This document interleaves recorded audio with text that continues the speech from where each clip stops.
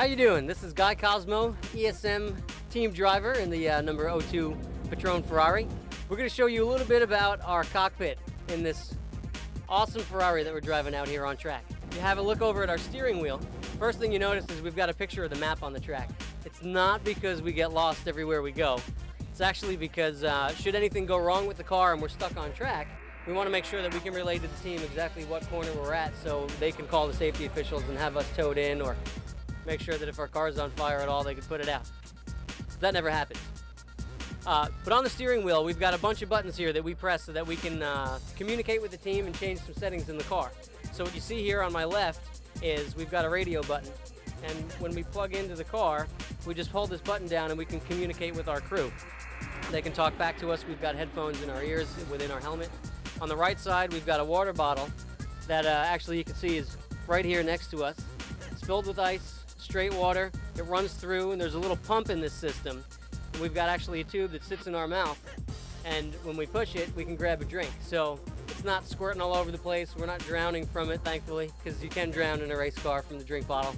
Trust me, I've almost done it before. And get ourselves a nice little drink under yellow when we're under brake. On the bottom, we've got a series of buttons here that control what we're doing with the fuel mixture, our traction control settings, and how to read through the dash display. Our dash here gives us a lot of different information on car's temperatures, oil pressures, water temperatures, everything else as far as how the engine's running. We get our lap times or RPM, all kinds of fun stuff. We could spend all day going through that stuff. I'm gonna save you on that one. Sequential shift lever. We push forward for downshifts, back for upshifts. And we don't have to lift off of the throttle when we shift.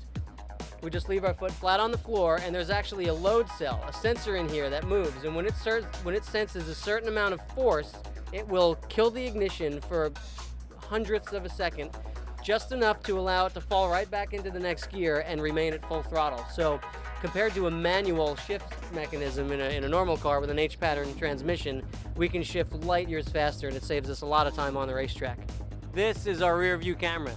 See how I can do this from while I'm driving the car and I'm behind the car at the same time. This is why they hired me to drive for them. Visibility is very limited in the Ferrari.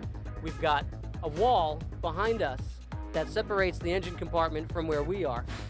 And, well, obviously, we can't use a rear view mirror and see out the back. So the side mirrors are very small on the side of the car, on the doors, and it really limits our visibility. So this camera sticks out the back bumper, and we can get a pretty good idea of what's going on behind us and whether or not we have to move out of the way for the faster prototype cars on track. So, you know, as you can see, there's a lot of stuff going on in the cockpit of this ESM Ferrari, a lot of which we have to study for, and if we fail our quiz at the end of the day, we get demoted a few points, but really important to learn your cockpit when you're driving at home. Know your vehicle.